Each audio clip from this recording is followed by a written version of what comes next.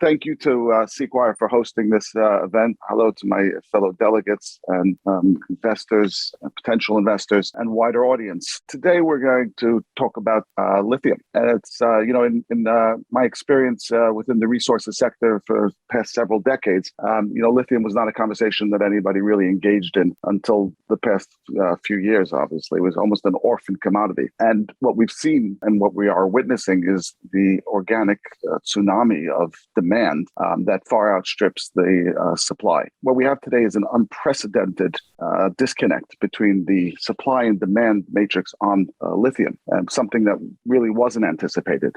What we're seeing today is that the concept of the electric car is no longer an ambition or an aspiration. This is today is the reality. The reality today is that today's consumer no longer has to compromise on luxury or on economics, and the choice is theirs, and the choice has been made. So what we have today is 10 million electric vehicles on the road out of a total global automobile fleet of 1.4 billion. But that growth, that 10 million, is a 50% year-on-year growth. And it's just it's continuing without any stopping. There's the train has really left the station on electrification. But what we see is a systemic failure in that their lithium that was required to sustain this growth just doesn't exist. It's not there today. So while other critical minerals for the battery industry are going to be tight or the supply is going to be restricted, lithium, as we sit and as we stand today, it just does not exist. And the challenge there is that the automobile manufacturers are in a race to electrification, recognizing the fact that the combustion engine, the sell-by date has been clearly identified. And in their race to electrification, they need to reestablish market share. And it's not just that they need to reestablish market share in a new landscape of the electric vehicle, because their current market share in the combustion engine will not necessarily translate. But they also now have new competition aside from their legacy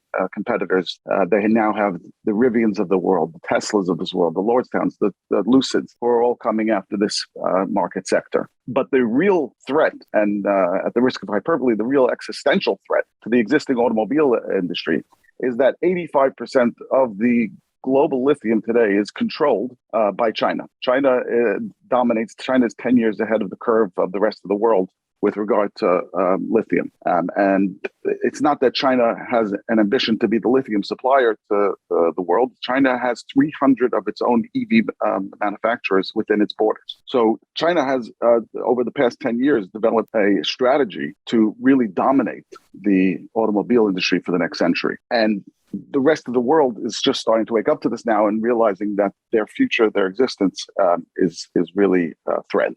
So this, finding a solution for this, and what we're going to find is that we are pivoting away from our dependence on fossil fuel, and we're going to pivot away from the geopolitical entanglements of the Middle East that has been caused as a consequence of that dependence, and we're going to find ourselves in a situation engaged with China. And the threat to the traditional automobile manufacturers is can't be downplayed. Their responsibility now to find and secure supply chain is a very real problem, a very live issue.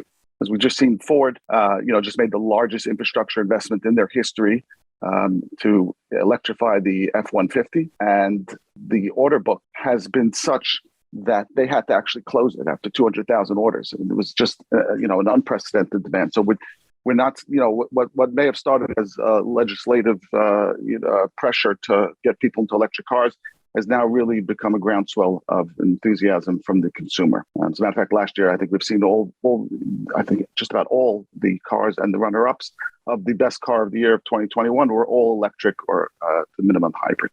So what is the role that we can play in that? Snow Lake Lithium, if you move to Snow Lake Lithium, is committed to operating a fully renewable, sustainable lithium mine that can deliver a completely traceable, carbon neutral, and zero harm product to the electric vehicle and battery market in North America. Critically, we are in North America. We are in northern Manitoba, and we have the good fortune of being in a province that the primary power source is hydroelectric. So that means that our power is 98% renewable. And if you're going to be a part of the supply chain, and if you're going to be manufacturing raw materials for the electric vehicle, it really is critical that your product is congruent with the philosophy of what the end product is trying to achieve. And in this case, that's, being environmentally conscious. So we have the ability, which really doesn't exist within the lithium world today, to not only the fact that we are in the backyard of the North American automobile alley, but we can deliver a product that is that is completely green, carbon neutral, and zero harm. But more importantly than that, taking it to the next level, we've also committed to being the first fully electric lithium mine. So we've partnered up with a group called Meglab, and they're going to deliver us a fully electric mining operation without any diesel particulates. We have at the moment an 11.1 million ton resource, and that gives us about 160,000 tons per year of a 6% spodumene over a 10-year period. And that is what we would consider economically viable. That's sufficient for us to go forward into commercial production. But we've only actually explored 3% of our property to date, and we're fairly confident that we've already identified additional pegmatites that show the same identifying markers, and that should allow us to expand the resource by a multiple. And we have already moved in the drills, and we're conducting drone surveys in order to fully understand our footprint and in order to expand the resource accordingly. As a short note, not all lithiums are equal in the world today. As we're gearing up to supply lithium to the industry. There's a lot of back and forth about the benefits of brine versus hard rock. Coming from a position of bias, but we certainly believe that the brine is far more damaging and certainly far more challenging with regard to its impact on the environment, with regard to the process to get it into a hydroxide product, and with regard to the water consumption that is currently being resisted by many communities, whether it be agricultural, ranchers, etc., who are concerned about the diversion of their primary resource of water. Because of the fact that we do have the credibility with regard to the green credentials, we want to verify that. So it's we want to be able to go out and show that it's a verifiable claim that our green status is credentialed. So we're going to be applying for a B Corp status, almost as a sort of an agency rating to be able to go out to the OEMs and to the market and establish the fact that we are carbon neutral. If you're just looking at the chart quickly in terms of what the landscape looks like, on the left side, you see the production and the reserves. But it's important to remember again that these productions and reserves, 85% of that is going to the Chinese industry, the EV manufacturing industry. And there's actually virtually no production in North America today on the certainly on the hydroxide, but even the spodumene that we've seen being produced in Canada certainly is all designed and destined to move into China or Germany. So when we talk about it, we look on the right side and you look at the shortfalls, what's expected. A lot of people are thinking about this in a linear fashion, and the fact is that it's not linear. This is an exponential growth that's an explosive demand. It's effectively today is as many cars as the manufacturers can bring off the assembly line. That's what they can sell. So the growth is literally a tsunami of demand. Moving forward, what we are seeing now is that, like I said, China about 10 years ahead of the curve on this with a strategy in place. Germany is probably about 3-4 years ahead. They're building their hydroxide plants now, although they lack the raw materials with spodumene. And we are definitely seeing now that the United States and Canada and the North American general is really becoming cognizant of this existential threat. So the Biden administration has deemed the lithium as a strategic mineral, and we're certainly seeing a lot of companies like Tesla who are now running about trying to secure their supply chain in whether it be nickel, cobalt, or lithium, in order to make sure that they are in a position going forward to continue establishing market share and growth. Again, it's the battery is really driving it. And today where we stand, the lithium battery really was probably discovered in the 70s. And we're at the point today where it's commercially viable. There is nothing that will displace lithium, certainly not in the near future or not on the horizon. The lithium is the battery solution. If we again, just talking about the lithium versus the brine versus the hard rock, there are a lot of technical complications that make the hard rock far more amenable ultimately towards processing into hydroxide, and certainly more economic.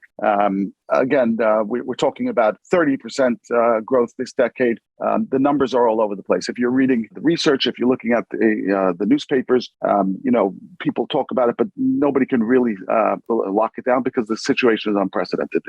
We've never seen such a great disconnect. They're talking about, next 5 years, lithium growth expanding by 90%, but demand growing by 400. So there's this huge disconnect between the supply and demand, and the reality is that where we stand today, there is no solution. There is no actual answer. Obviously, we're going to find something, and there's going to be I'm very, very confident of the innovative minds that are working on it. But finding lithium is just the first step. Actually bringing it into production, bringing it into hydroxide, and that's why we find ourselves in this situation, as it's mentioned. In North America today does not have an actual lithium supply within its borders. So a lot of the drive we've seen, the big corporates are moving very much towards electrifying their fleets.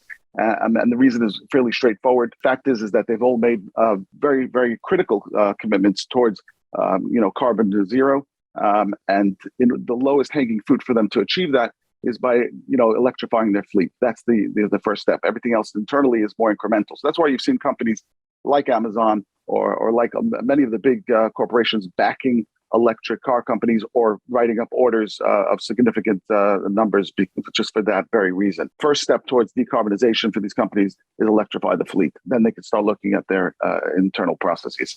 And what we've seen is that it's become less and less now, where you're not seeing anymore where the companies are just rolling out an electric line. They're not just electrifying a particular model. What they're saying now is there's a sell-by date on our combustion engines.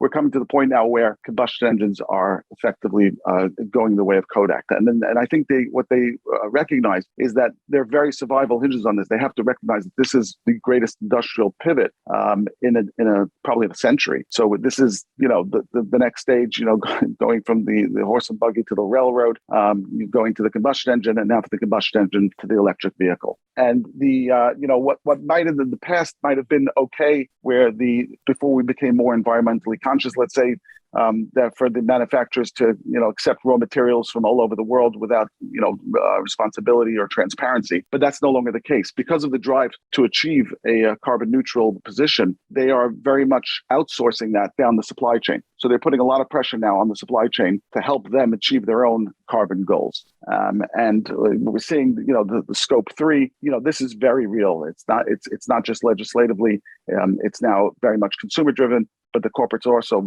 deploying capital, deploying resources to be able to achieve those goals. And it's no longer just paying lip service to an ambition. There's very, very real actions that are now being inspired because of it. Again, 74.5% of transport emissions come from road vehicles. From the perspective of the governments, for them also to achieve their COP26 or Paris Accords or whatever it may be to achieve those ambitions, the lowest hanging fruit is the average citizen in their car, because everything else will impact GDP, could impact industry, could impact jobs. But getting people to swap over into electric vehicles is a very easy way to make a very serious dent in your carbon emissions. So talking about our property, so like I said, we have 11.1 million tons, and that gives us what we would consider an absolutely viable resource. But we're very confident that this resource can be expanded dramatically. So the Thompson brothers, where we find ourselves in Snow Lake, this is a property that was initially discovered back in the 30s and the 40s. We're in a very heavily mined part of Canada. There's a mining history of over 100 years. And searching for gold, base metals, they came up with lithium, which was quite a disappointment back then, as you can imagine, because lithium was not considered economic. And over the decades, it was continuously drilled. But it constantly came back lithium. So we know that the area where we are is geologically lends itself to lithium bearing pegmatites. We've identified additional pegmatites that bear the same signature markers and identifying chemical analysis that's similar to our current resource. So we know where the outside targets are. We know what we're looking for. At the moment, we are operating a drone survey with the latest geophysical technology to help us reach out onto the entire footprint, and so we can match the anomalies and be able to identify additional outside sources. So we're very confident that we will be able to, within our current footprint, to be able to expand our resource on a multiple. again, like I said, we've only actually looked at 3% or prospected 3% of the property. So there's a huge amount of work to be done there. But what we're really grateful for is that Canada is probably the most mining-friendly jurisdiction, certainly in the first world. And it's where we are in Manitoba is a heavily mining-cultured area where, like I said, over a century of mining experience, intergenerational. So there's a very good comprehension, understanding of the mining industry and of its impact. The area around Snow Lake, the 200-mile radius, is effectively a mining economy. And so that's very, very helpful to us in terms of our discussions and our dialogue. And, as we continue to cultivate relationships on a provincial and a municipal level, it really, we find ourselves in a position of very strong support and extremely hospitable infrastructure. But additional to the power, which runs right across our property, we also have access to rail. Rail's about 65 kilometers away, and the rail is a line that runs north-south. North takes us out to Churchill, which is a port that could give us access theoretically to Europe and to Asia, but more critically, it goes south into Winnipeg and then connects to the entire United States railway network. So almost in jest, but in theory, we could be from our mine site to downtown Detroit within a day and a half. And you have to compare that to most of the lithium projects in the world today, which you would see, going from South America up to Asia for processing, out of Asia back to the United States for further. So you're talking about, 8, 9, 10,000 miles of carbon footprint. You're talking about a supply chain of 6, 7, 8, 9 months. As compared to a day and a half. So that, with the power, giving us the hydroelectric power, one of the cheapest in Canada, but also, the greenest, the rail, and the mining community, it puts us in a very, very strong position to find, for us strategically to achieve the commercial production. So the drilling that we've done at the moment, our current resource is 1 kilometer on strike, half a kilometer down, roughly, and it continues. We've seen the crystallization is still there. So we're out there right now about to put the drills in the ground to expand that resource, and then to as I said, to find the outside targets. Manitoba Hydro, that's the provincial power source. They provide the hydroelectric green energy, and Meglab, those are our electric mining partners. They're going to provide us the equipment that will allow us to mine with the absence of diesel, with the absence of the diesel particulates. And moving along, the next 3 slides just gives you a perspective in terms of geography. Like I said, today there is no integrated production in North America. There's even on the raw material side, in terms of lithium in Canada, most of the projects are destined for export. But we just don't see the rationale in that. We are, as you can see, literally in the heart of North America. Our access to infrastructure, our access to power, our access to logistics it certainly puts us in the most unique position from any lithium aspiring producer in the world today. And as you can see, that's the Arctic Gateway rail line, which runs north to Port Churchill, but then south into the entire United States railway network, which in theory can put us, in any of those destinations within a matter of days. We're talking about, hundreds of miles, perhaps 1,000 miles, but not, the tens of thousands of miles. So the strategy at the moment is we extract the ore at site, we crush it, we sort it, and we do the flotation process to get it to the 6%. The 6% spodumene today, in terms of, conceptually understanding the price, it's gone up by something like 85% in the past 6 months. And it's really hard to gauge where that price is, going to finally settle. But you have to focus really more on the demand than on the price. And the demand is definitely we're looking at something that's multi-decade. This process of getting 1.4 billion cars into an electric state is going to be something that's 7, 10, 15, 20 years. It's really going to be a question of, obtaining the raw materials and being able to get the cars off the manufacturing line. But the stage 4 is when we take the 6% spodumene, and then we move that into a hydroxide state, which is the raw material for the batteries. So what we're looking to do now is we've identified some sites. We've actually signed an MOU for a particular site in southern Manitoba, which has access to rail, access to power, and we're looking to build our own integrated hydroxide plant. Probably working together with some of the other mines in the area, some of the mines that will be coming online. to meet the demand. But also what we're looking to do is to integrate that with an actual OEM, whether it's a battery or an automobile manufacturer, so we can partner JV with them from mine to ultimately to the car, and with a seamless supply chain. And in terms of the timeline, we've already initiated the metallurgical studies. We've kicked that off. We've started the environmental process, the baseline studies. The drones and the drilling are taking place as we speak. And as far as we're hoping in the first quarter of this year to kick off the PFS, which should lead into the BFS. So our ambition and goal is that by 2024 and certainly by 2025, we should be in a position of commercial production. What I think one of the most important aspects here, again, is that not all lithium resources are created equal. We're very, very fortunate in that we are in a friendly mining country, a mining-friendly country, in a mining-friendly province of that country. Manitoba has been incredibly supportive on the provincial level, but also on the municipal level. We've had tremendous support. This is a province that has an understanding and appreciation for the mining industry. And, our management team is really, I would say, our enthusiasm and our dedication to this is what we see this as a once in a lifetime opportunity.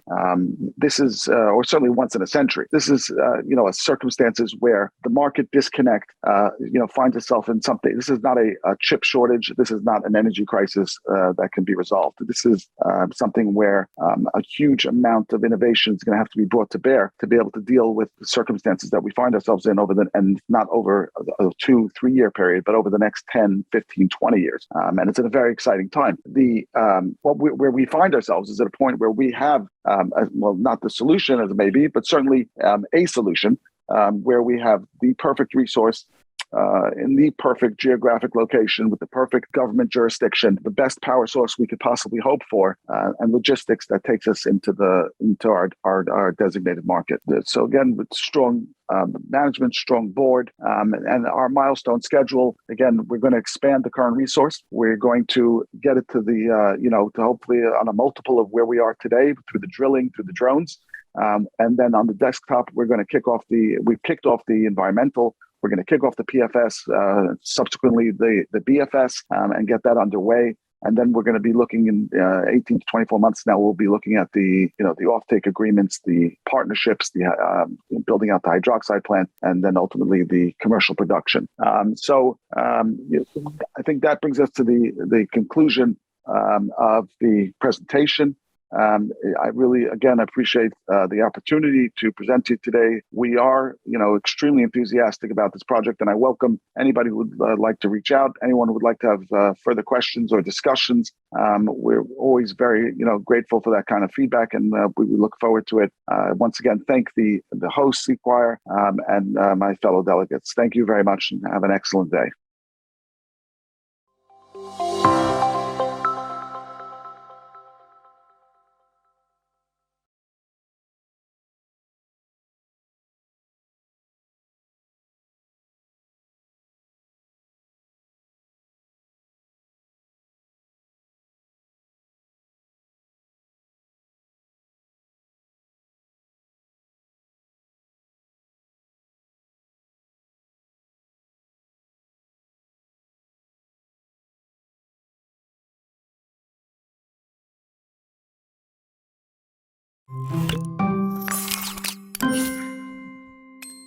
I guess if Shaq knows anything, it's water. CEO earned his degree from Stern University as opposed to Lax University. I don't know what that means, but went to NYU. At Ryan's Skeen looks like the villain in every Show to Rhymes show. I've got no idea what that is either.